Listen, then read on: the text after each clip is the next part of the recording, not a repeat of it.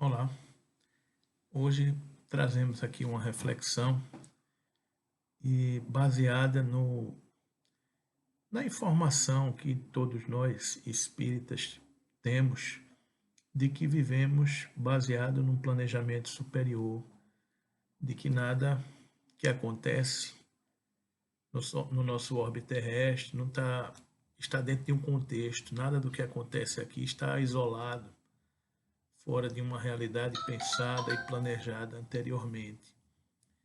E encontramos aqui num livro chamado Atitude de Amor, um livro de Vanderlei Soares de Oliveira, pelos espíritos de Cícero Pereira e Hermance Dufour, uma mensagem que trata de uma palestra do Dr. Adolfo Bezerra de Menezes, ministrada na Pátria Espiritual, que ela trata do período da maioridade da doutrina espírita. E é exatamente nesse contexto que eu gostaria de fazer uma reflexão para a gente estar sempre entendendo o contexto de nossa realidade encarnatória, a importância de nossa encarnação, do momento de estarmos encarnados e como espíritas. Então, a mensagem diz o seguinte: na primeira noite após o memorável Congresso Espírita Brasileiro, isso foi no final de 99, em Goiânia, de 1999, fomos convocados para ouvir a palavra sóbria e cândida do paladino da unificação. Esse congresso estava comemorando o cinquentenário da unificação do Pacto Áureo do movimento espírita no Brasil. O paladino da unificação, Dr. Bezerra de Menezes, em ativo núcleo de nosso plano destinado aos empreendimentos voltados para o Consolador. Ainda invadido pelos sentimentos sublimes despertados pelo inesquecível conclave ora encerrado na cidade de Goiânia, trazíamos nossa mente imersa em profundas meditações acerca do quanto a ser feito ante as perspectivas descerradas. No momento azado, dirigimos-nos para o salão onde se daria o conclave. Chegamos minutos antes no intuito de rever companheiros queridos que labutavam em plagas distantes e que, a convite de Dr. Bezerra, mantiveram-se ali após o congresso. São os espíritos espíritas, exclusivamente para ouvir-lhe a palestra. A lotação era para 5.000 participantes. Esse evento que ele está narrando aqui, o espírito de Cícero Bezerra está narrando, é um evento acontecido no plano espiritual. A lotação era para 5.000 participantes e não havia lugares desocupados.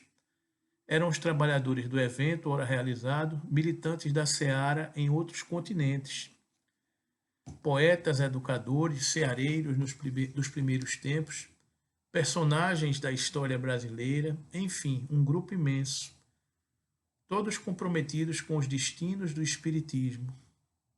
Representações de caravaneiros de todos os estados brasileiros e dos países participantes do magno evento também estavam presentes, além dos servidores anônimos que se prestaram aos mais variados serviços de amparo e defesa pelo bem da tarefa concluída no plano físico. Seria impossível relacionar todos, mas com o intuito que atende às nossas ponderações no momento, destacamos a presença de César Lombroso, de Humberto Mariotti, Robert Owen, o filho, Milton O'Reilly, Anita Garibaldi, Helena Antipoff, Edgar Armand Torteroli, Jean-Baptiste Rustin, Benedita Fernandes, Deorindo Amorim, Herculano Pires, Carlos Embaçaí, Freitas Nobre, Toulouse-Lautrec, Tarsila do Amaral, Frederico Figner, Cassimiro de Abreu, Olavo Bilac, Castro Alves, Antônio Vantuil de Freitas, Alziro Zaru, Rui Barbosa, Antônio Luiz Saião, Luiz Olímpio Teles de Menezes, Caibar Chutel. Fomos chamados para um instante aguardado, uma pequena e simples e singela mesa, com um belíssimo ornamento de flores, embelezava o palco ao lado do potente aparelho sonoro dirigido ao grande público presente. Tudo guardando extrema simplicidade, sem cerimônias e delongas. Após oração comovida por parte de nosso condutor, é passada a oportunidade ao imbatível médico dos pobres. E ele fala: irmãos, Jesus seja nossa inspiração e Kardec a luz de nossos raciocínios. O centenário do Acordo de Unificação, o Pacto Áureo, ainda agora enaltecido pela comunidade espírita mundial, é vitória de incomensurável quilate espiritual para a glória do Espiritismo. Os esforços não foram em vão. Passado o conclave, nosso olhar se volta mais que nunca para o futuro. Sem demérito de qualquer espécie, há corações que têm feito o melhor que podem. Os que aqui se encontram presentes conhecem de perto a extensão das necessidades com as quais estamos lidando. E ainda agora, enquanto muitos se encontram inebriados com a nobre comemoração face às conquistas logradas em meio século de serviço austero, atentemos para o quanto nos faltam caminhar a fim de merecermos com justiça o título de cristãos da nova era. Desde as primeiras ideias para a formação das bases organizativas do movimento, são passados quase 100 anos. O progresso é evidente. Entretanto, não será demais e insano afirmar que, a despeito das conquistas, encontramos-nos na infância de nosso movimento libertador, ante a envergadura da missão a nós confiadas na humanidade.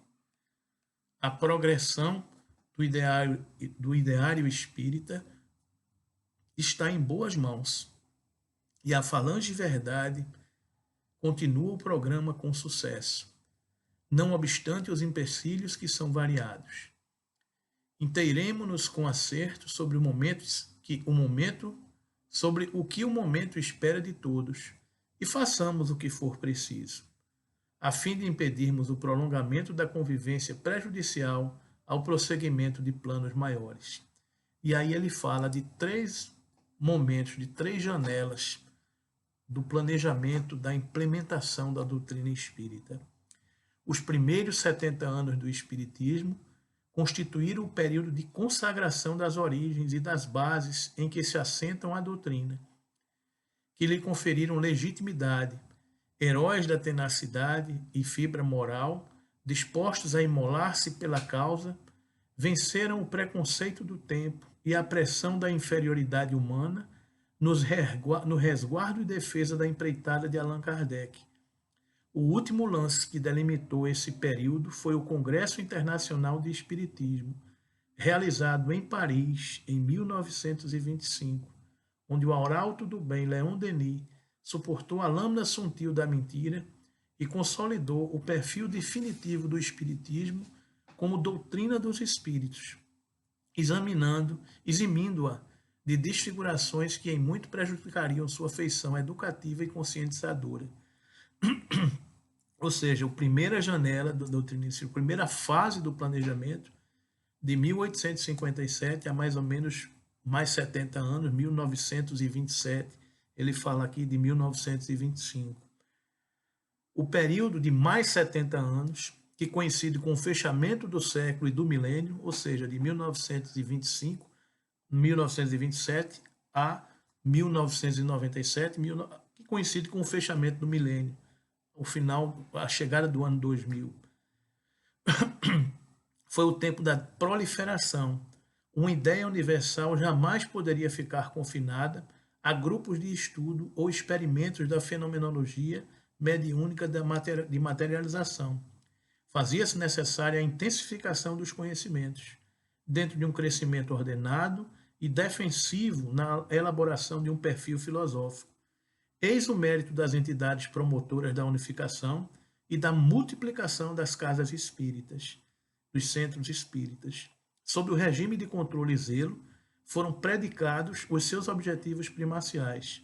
A literatura subsidiária provocou o questionamento, a discussão, o estudo, e com isso o aprendizado dilatou-se. A primeira etapa, os primeiros 70 anos, consagrou o Espiritismo como ideário do bem, atraindo a simpatia e superando o preconceito. A segunda ensejou a difusão. Penetramos agora o terceiro portal de mais 70 anos, etapa na qual pretende-se a maioridade das ideias espíritas. a maioridade das ideias espíritas. É necessário atestar a vitalidade dos postulados espiritistas como alavanca de transformações sociais e humanas, sua influência na cultura, nas artes, na ciência, nas leis, na filosofia e na religião. Conduzirá as comunidades que lhe absorverem os princípios a novos rumos para o bem do homem através da mudança do próprio homem.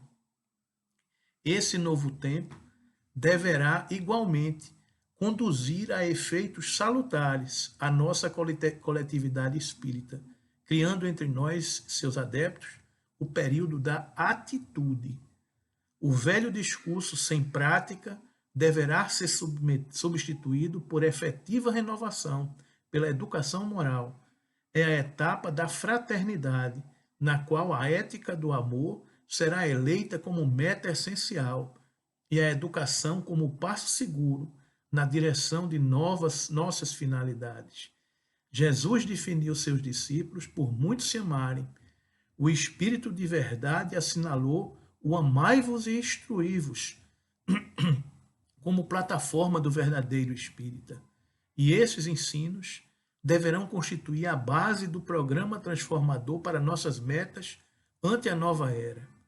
Assim como nas demais fases foram programadas reencarnações missionárias, a exemplo do que sucedeu ao iniciar os séculos XIX e XX, igualmente se apronta uma geração nova para os novéis ofícios da causa, dentre os quais muitos de vós, aqui presentes, estão esclarecidos sobre seu auspicioso retorno às fileiras do Consolador, em missões de solidariedade e renovação, enquanto os que aguardam maiores compromissos na vida extrafísica estão conscientes dos desafios que a todos nos esperam. Descrevamos algo de essencial acerca dessas batalhas que enfrentaremos para não localizarmos o joio onde está o trigo e definirmos melhor as estratégias de ação.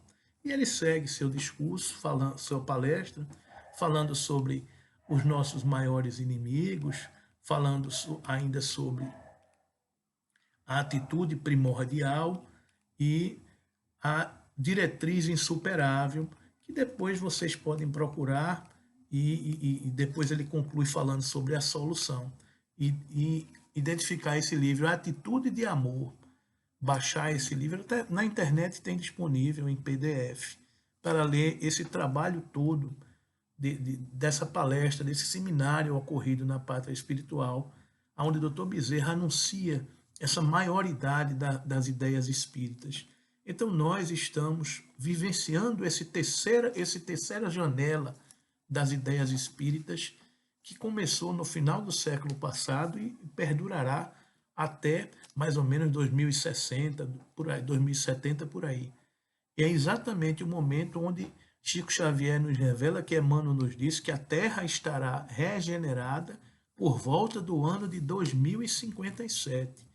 Ou seja, na conclusão da etapa desse terceiro portal, do período da atitude e da transformação moral das ideias espíritas, das ideias cristãs, implementada de uma forma definitiva na sociedade do novo mundo, na sociedade do novo homem, que entendeu o roteiro moral traçado por Jesus e as ideias esclarecedoras da doutrina espírita, aonde Dr. Bezerra nos enumera aqui que o cristianismo nos identificou como seus discípulos seriam conhecidos por muitos se amarem. E a doutrina espírita, através da falange de verdade, nos revela: espíritas, amai-vos, eis o primeiro ensinamento, e instruí-vos, eis o segundo. Partamos para esse propósito de implementar essa cultura do amor, essa cultura da educação, da instrução, para domar as nossas almas e alçarmos o voo para a evolução e para a concretude da realização de nossas almas.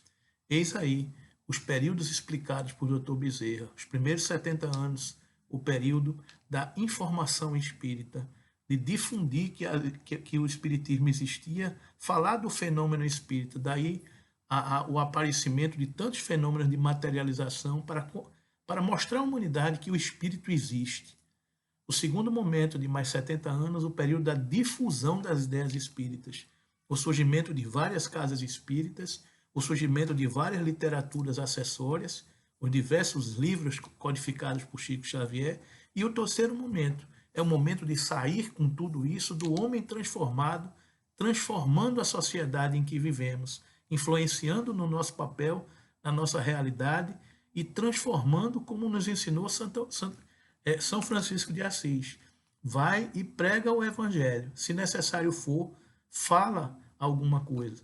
O espírita tem que pregar a doutrina, tem que pregar o cristianismo pelas suas atitudes de um ser renovado moralmente, de um ser que compreende o amor de Deus e os desígnios superiores de tudo aquilo que passamos.